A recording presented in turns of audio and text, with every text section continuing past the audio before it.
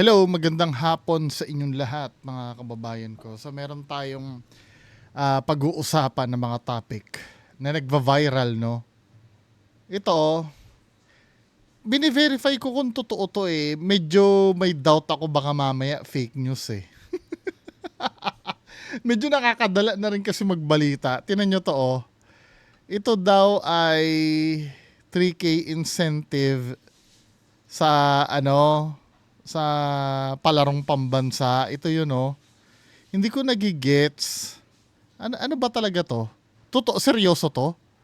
3,000 pesos. So kinukumpara siya ngayon dun sa Imburnal.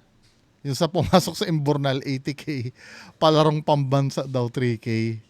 Sabi ko, Gcash nyo na lang sana. Pero ang feeling ko nito, no, ang feeling ko, ano to, sariling bulsa nung ano ba na, mayor ba nila yan or ano ba nakalagay dito? Sabing ganon, basta totoo, masaya na rin daw yung atleta kahit palarong pambansa incentive ay 3K lang. Unawain na lang daw na napakahirap na bayan o walang planong gumawa ng batas sa pagkilala sa mga taong nagbibigay ng karangalan. 3K pamasahe sa buong katawan na nabugbog sa 3K pala pampamasahe sa buong katawan na nabugbog sa laban. Alam mo ba?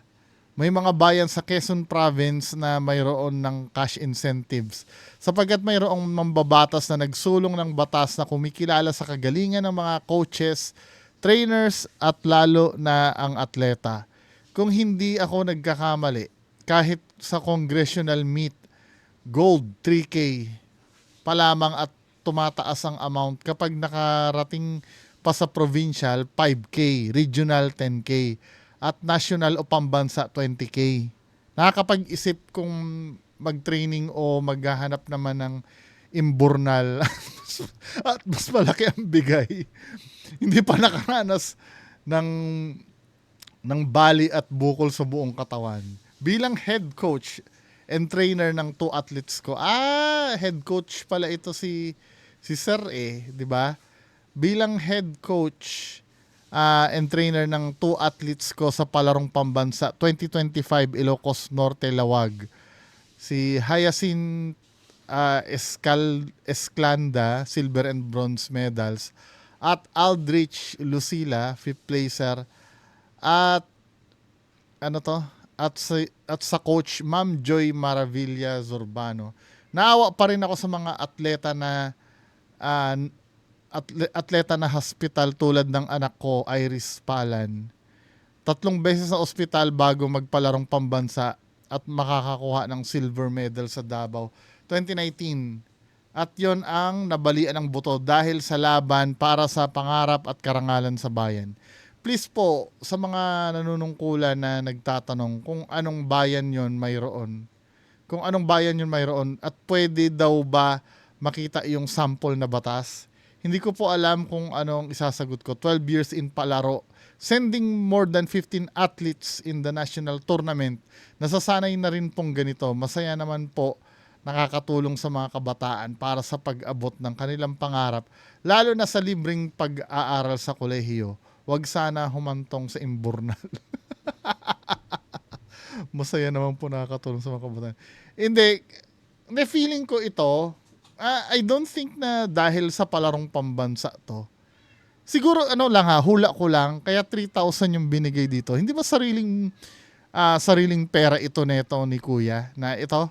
Mayor ba ito or kung ano, siguro siya no? Opisyales siya. Hindi ko alam kung ano yung position niya pero mukhang may katungkulan siya kasi may flag dun sa likod eh. Sa akin naman, kasi 'di ba, alam naman natin ang 3,000 ay maliit na halaga na lang. 'Di ba? Maliit na halaga na lang 'yan eh. Sana hindi na ginawang checking ganito. Nilagay nyo pa na yung check. Tapos ang laki-laki pa nakalagay 3,000 pesos only. 'Di ba? Pero pera pa rin naman 'yan, 'di ba? I don't believe na galing 'yan sa budget 'yan ng probinsya nila. Siguro galing sa sariling bulsa ito. ng ano, 'di ba? Tama ba ako? Eh kung yan ay galing sa pamahalaan nila, ano ba yan? Pero tingnan natin, kasi mamaya nadadala, baka mamaya fake news ito eh. Palarong pambansa incentives daw. Kaya lang, kung magpapakonsuelo ka ng 3,000, in-envelope mo na lang sana. No? Hindi mo na pinagmalaki ng ganito. Nakakahiya din. Ay, hindi yata siya parang sariling pera. May mga ano dito eh. Ano ba to? Mga sponsors ba to? Usually ganyan eh. Eh kung pamahalaan yan, ano ba yan? Nakakahiya nga naman, ano? Well, pera pa rin naman yan. Kesa wala, di ba?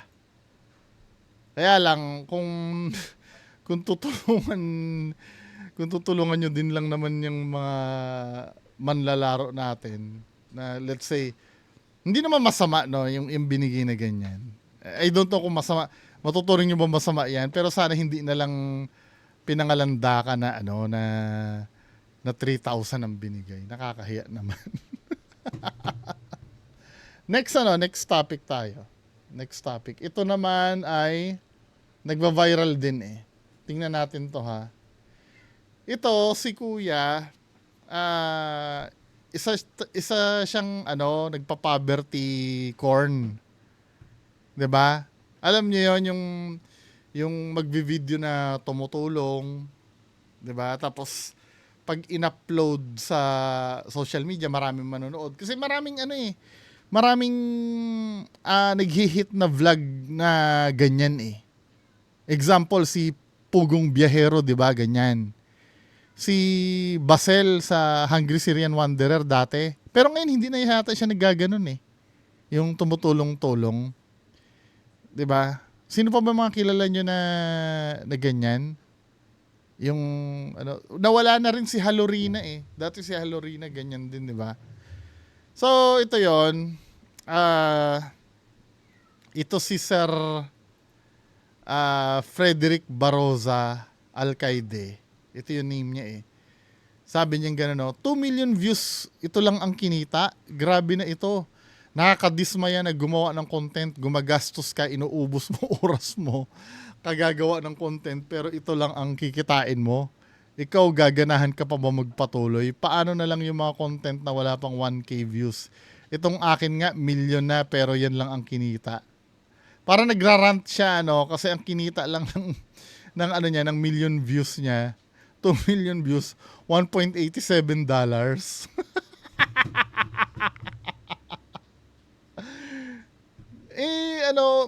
Sa FB siguro to, no? Pag sa FB talaga, yan eh. Mahina talaga yung page ko sa FB. Oy, kayo ha, follow kayo doon at o mag-like kayo doon sa ko. Wala rin ganyan eh. Although monetize yung page ko, nasa $1 pa rin yata eh yung income. Mabagal talaga ang sa FB. Mabagal. Kumikita lang yata yung mga nito, yung mga vlogger sa FB dahil sa sponsors eh. Ang malaki talagang kitaan sa YouTube pagka doon ka nag-viral. Dito kasi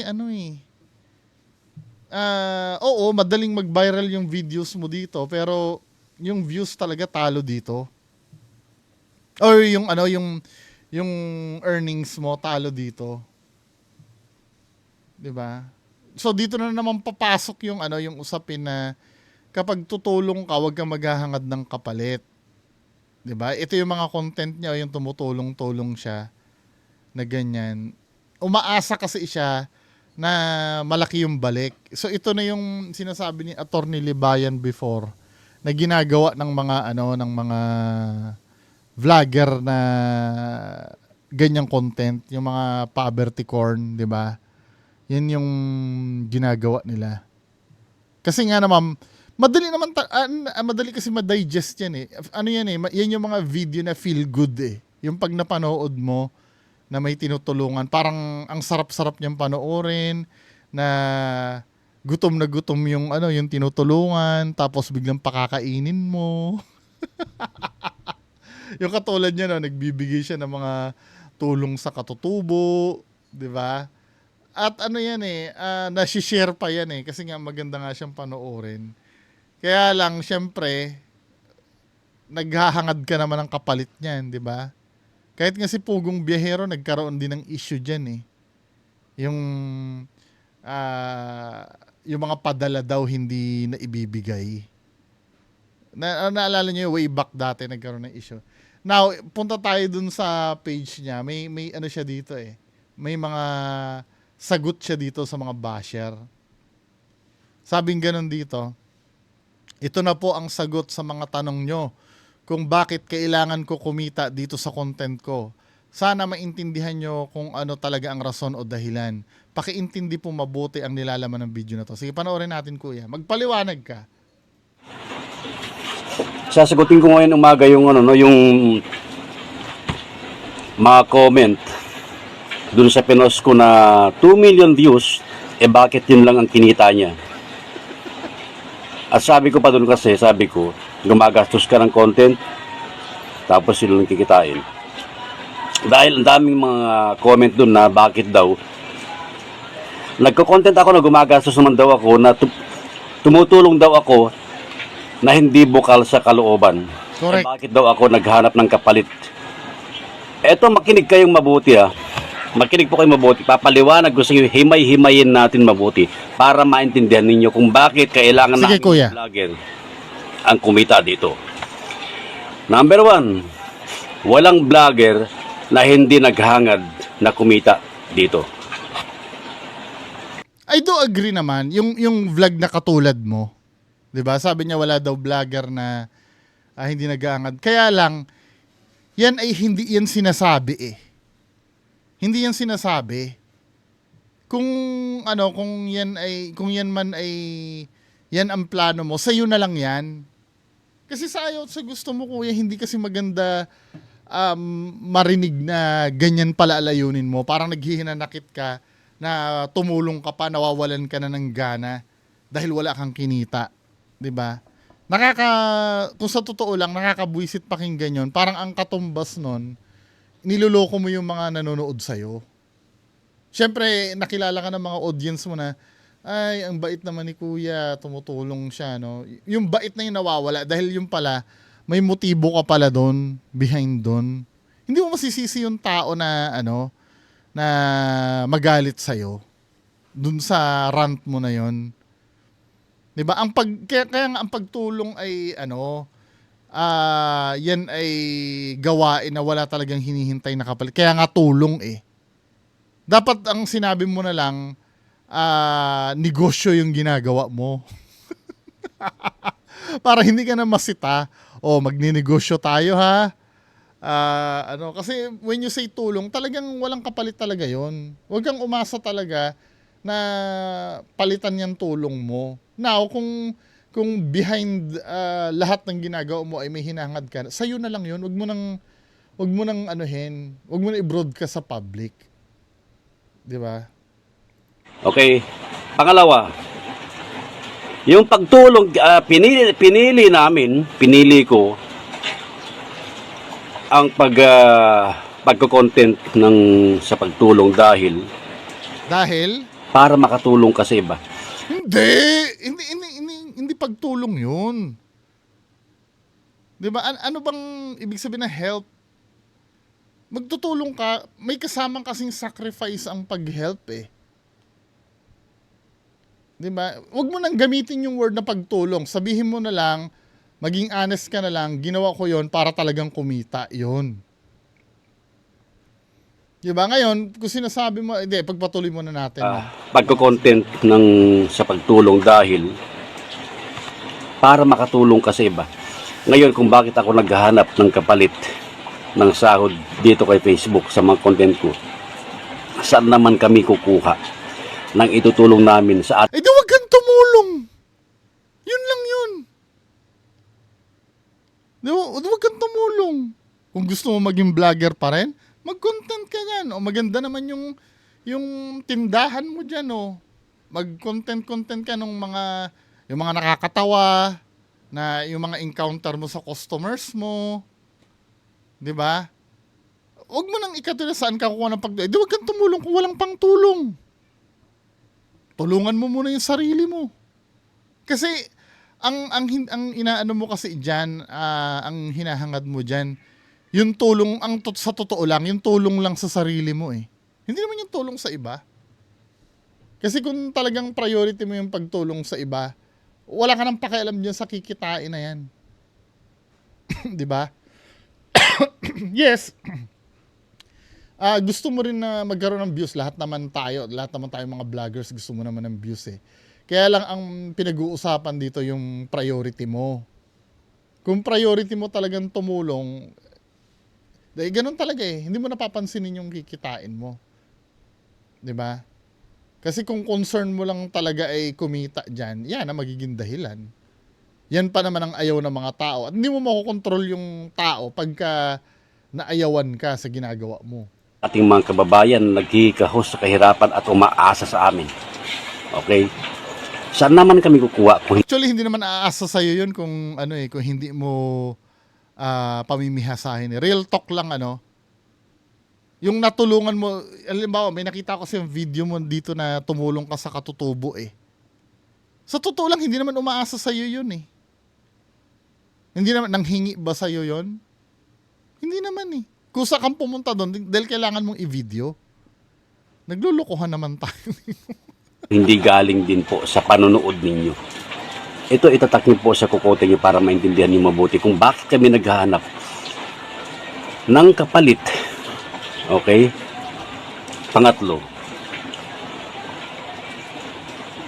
kapag Basta pag naghanap, hindi mo ginawa ito yung pagtulong, naghanap ka ng kapalit, hindi na pagtulong yun. Yun ay negosyo. So, ibig mo sabihin, yung mga Jollibee na tinatayo, tulong sa mga tao yon? Hindi. Kailangan mong bayaran ng Jollibee bago ka makatikim ng Jollibee. Negosyo yon kung ganun yung nasa layunin mo.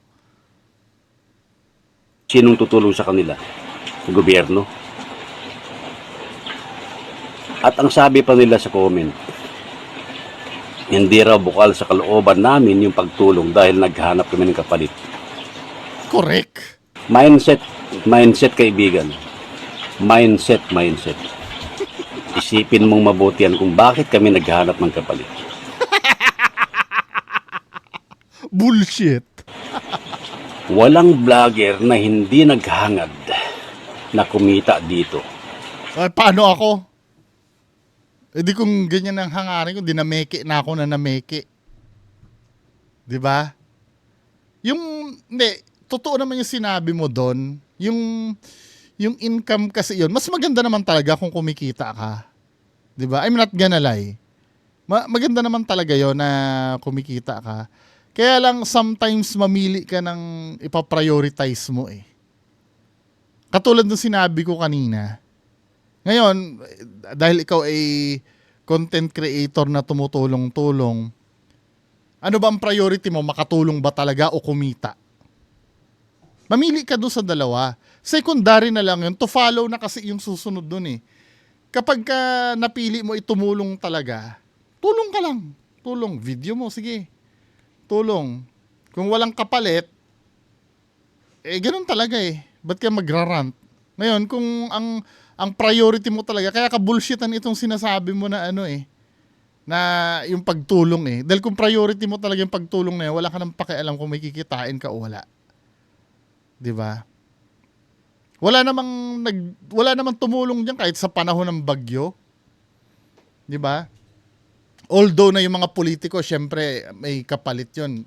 Pagtutulong yung kasi tatakbo siya. Pero kung hindi naman siya, kung natalo naman siya, hindi naman siya wala naman siyang karapatan manumbat doon eh. Tinulungan ko kayo ng bagyo. Tapos hindi niyo ako binoto. 'Di ba?